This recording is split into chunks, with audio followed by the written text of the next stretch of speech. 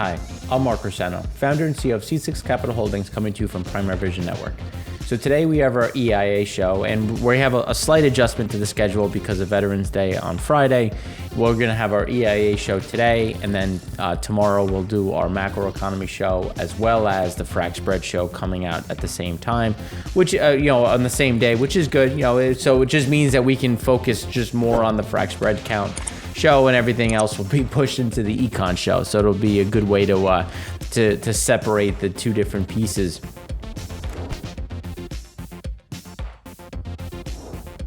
Now, when we look at what we're going to talk about in the EIA show, I want to look at some of the changing Russian flows that are happening for now, and then how that's going to continue into 2023 in segment one, and then again tie that back to what's happening in the U.S. How is that going to adjust things with what's happening here, as well as the high-level overview of the data. Then in the refined products part, we're going to talk more about diesel, how the shortage is only really getting worse. And even though storage is staying flat, it's getting worse because comps are getting harder. When you look at where things should be, we continue to be at a very in a very dire strait. And then we want to look at global differentials in the last segment to see how are things shifting, where is some of the value going, are we seeing prices on the physical going up or down? And short answer is they're going down, but it's important to look at where are the differentials falling.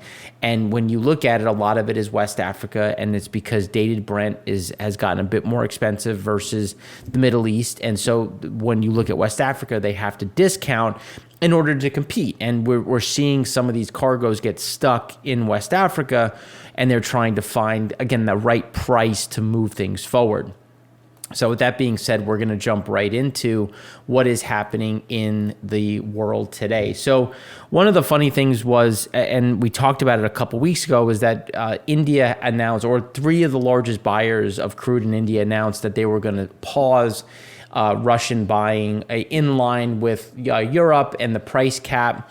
But again, it's more about the fact that they have so much oil coming into their market that they had to pause. So might as well, if you're going to pause anyway, let's dress it up like you're just going to support someone in the West and have some good carry some favor for an extended period of time.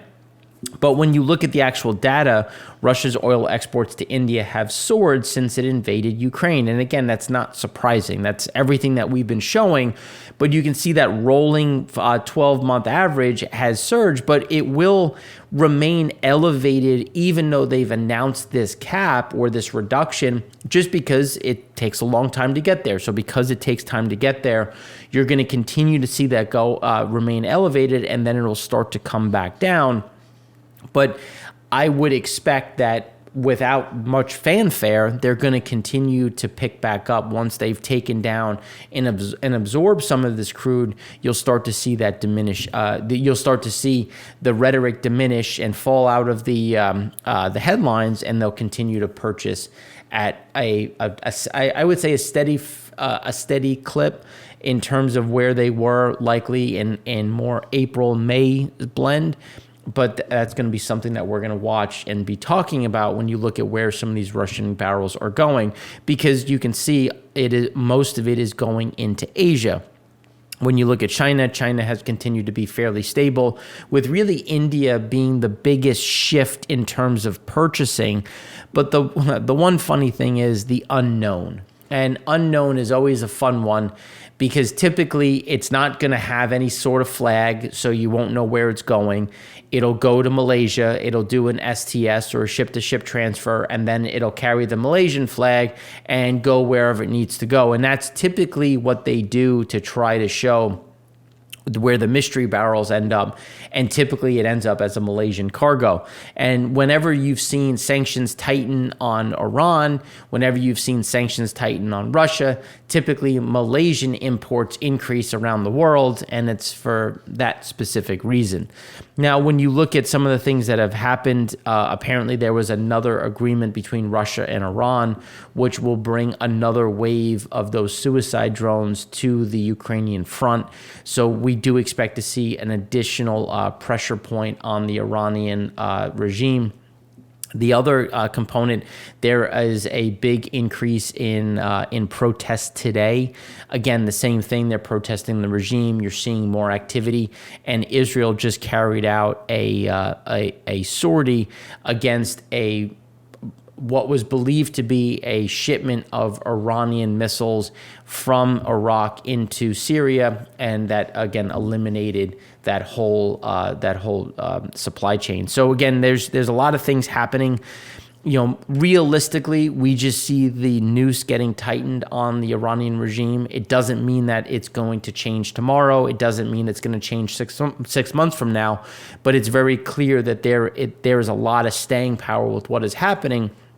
And it's important only because that's a decent amount of crude. And if you get some bigger shift without bloodshed, without some sort of revolution, there is a good chance that you could see some investment accelerate. But again, that's far off. There's a lot of things that happen in between there, but it's just going to be something to watch, because in the near term, you could see more pressure on those exports, which would cut some of that supply from the global market. Now, when we look at the seaborne crude in general, you can see that there was a fairly sizable spike. A lot of that was due to the end of October, trying to clean some of these cargoes out, which is why they just pushed them out. It was also trying to get things out ahead of the enforcement of a price cap, which, as more data comes out and we have a cleaner picture, we're going to talk about it next week.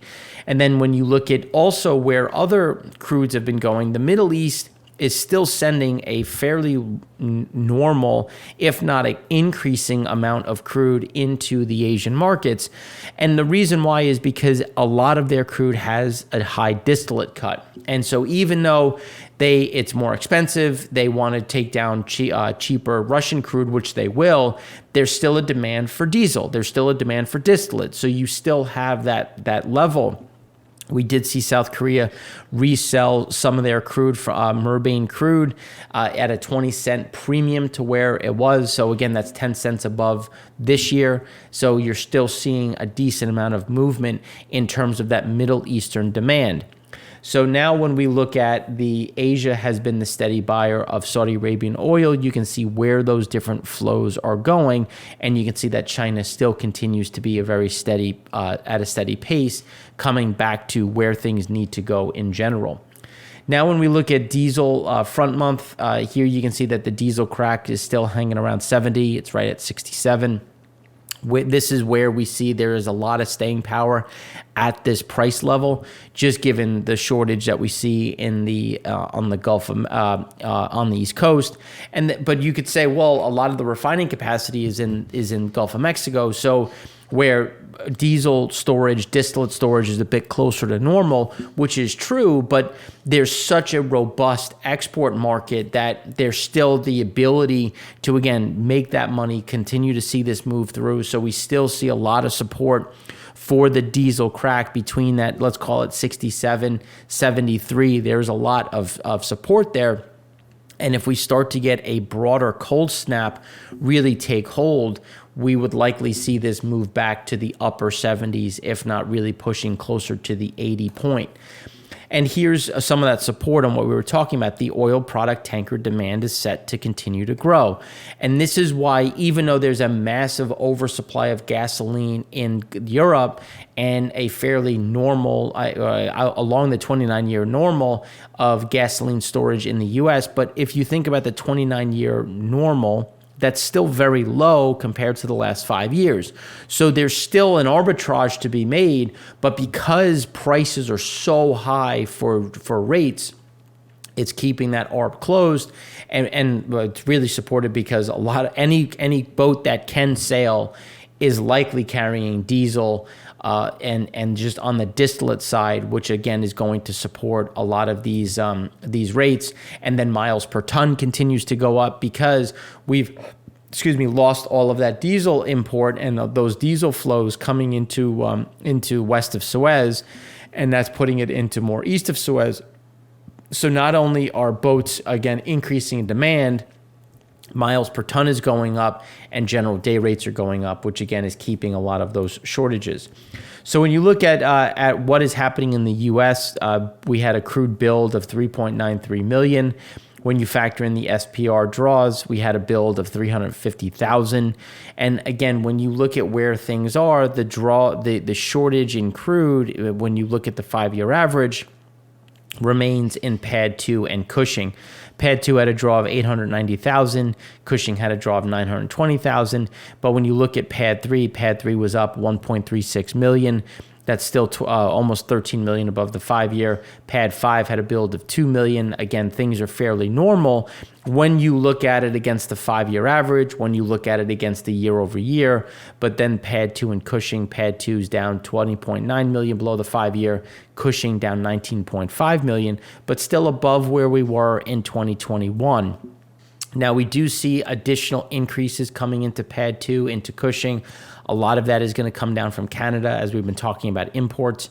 And then you could see that there was a big spike, or I would say a true up on the production number, an increase of 200,000 barrels a day. Again, we never really saw that drop. So this is just more of just kind of normalizing based on where things are. So nothing too crazy in that regard. When you look at Pad 3, you can see that we're at the higher end that we've been at. A lot of this is just that mixture of when are imports coming in, where are exports going out. We still see exports staying at about 3.7, 3.8 million. When you look at imports still remain well below and off normal. But there's a lot of staying power here. Now, the question's going to be, as we go into year end, and the tax man comes around to in Texas, you typically see an outflow of product in storage, crude in storage. So that if the numbers start to look a little crazy, it's just understand that a lot of this is just movement for the tax man and less about, the underlying flows. But as it comes out, we'll talk about it. We'll look at some of the different drivers behind those adjustments. When you look at Cushing, here, as we were saying, we still expect a fairly steady flow higher. It's just when you look at seasonal, there's normally kind of a little pause right around here, and then it continues to grind higher. We just expect it to move up. It's still low against all metrics. You can see that when on 2021, it flatlined and then it accelerated into year end. We think that when you look at 2021, it's likely what we're going to see happening in Cushing, especially because there is that arbitrage that's open between Canada and the U.S., which will pull some of this product down into both the Midwest as well as into Cushing. When we look at runs accelerated by 1.5%. This is the highest utilization rate we've ever had. Now, even though it's the highest we've ever had, it doesn't mean that we're running the same barrels. Just remember, we've taken down a lot of refining capacity. So even though we're at a very high utilization rate, it doesn't mean we're at a record throughput. But regardless, there's still a lot of production that is happening. Pad 3 had an increase of 116,000 barrels a day. Pad 5 had an increase of 125,000 barrels a day. So we are seeing some of that move up, and you could see against the 5-year, all of this is well above the 5-year by, on a throughput basis, 286 to 340,000 barrels a day. So when you look at the 5-year and you look at the throughput in general, we're 679,000 barrels a day above the 5-year.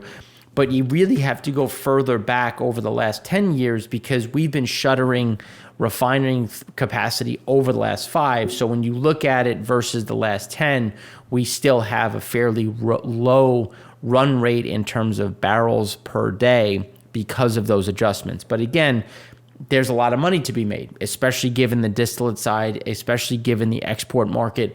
So there's a lot of reasons that you would continue to have refiners operate at an elevated level, trying to capture these underlying spreads and really delaying maintenance or kicking it back.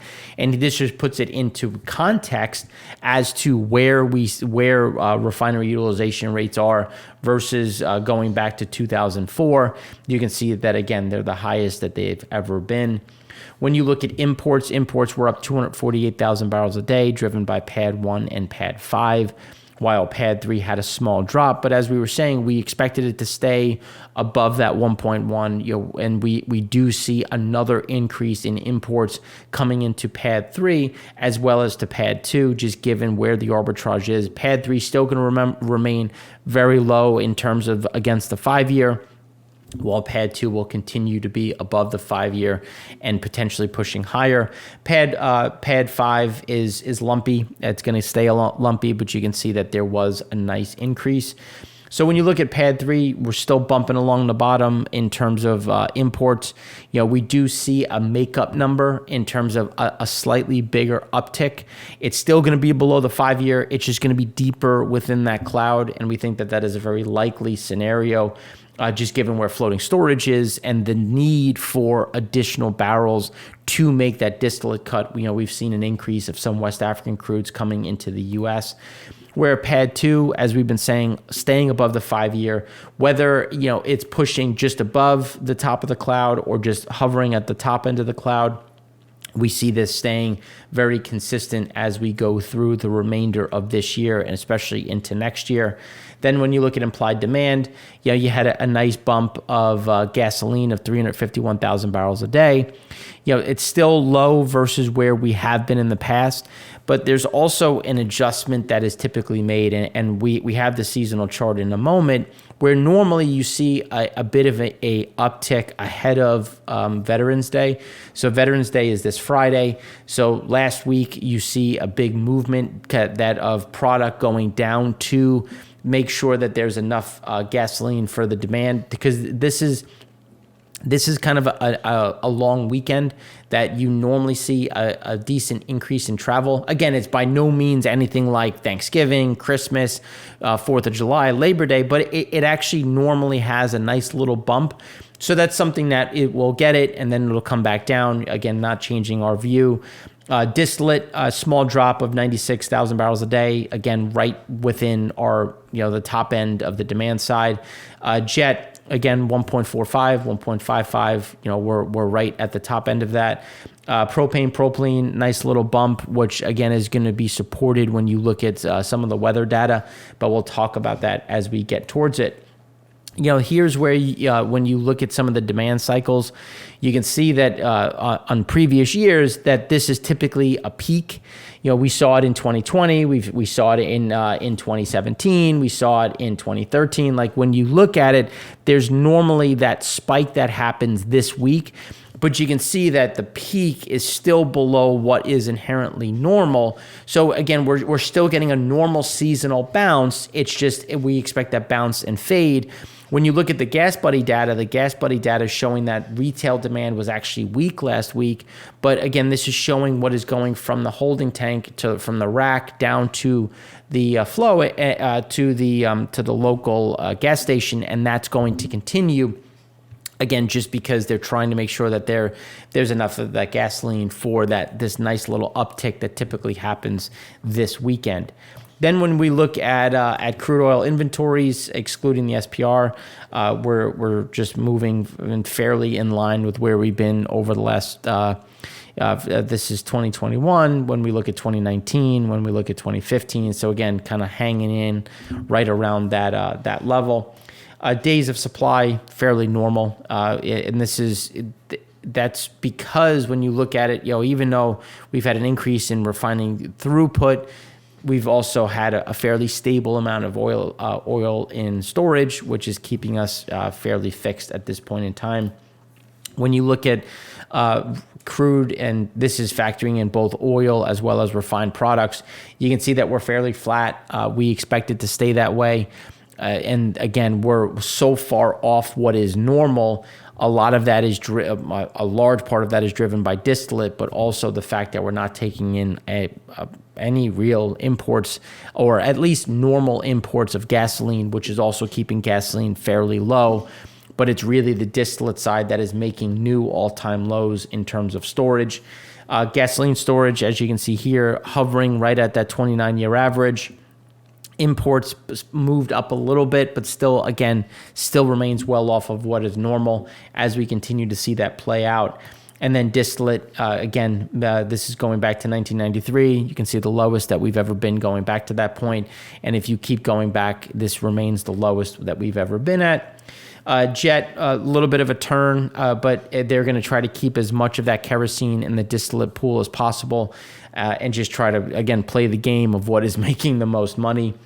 And then when you look at the crude curve in general, we've had an increase in the backwardation side where the front month has run up, and you've seen some of this pull down in general, but we haven't seen too much of a change in the belly of the curve. And right now, we don't have much opinion in terms of where the curve is going to go.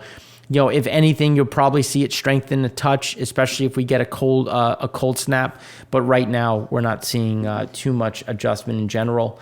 And then when you look at underlying floating storage, you've seen that come down a bit. And again, that's that timing delay where as floating storage comes down, it'll show up in the import market, and we do expect that to show up this week and into next, depending on, again, because there is that holiday that comes up on the weekend. This weekend, which again is going to impact some of these numbers, so it'll be good to look at the blend more than anything else. So that's what we have for you on the global side, looking at Russia as well as the high-level data for the U.S. And now in the next segment, we're going to go deeper into the refined products front and the U.S. front to see how some of those things are changing on the demand side.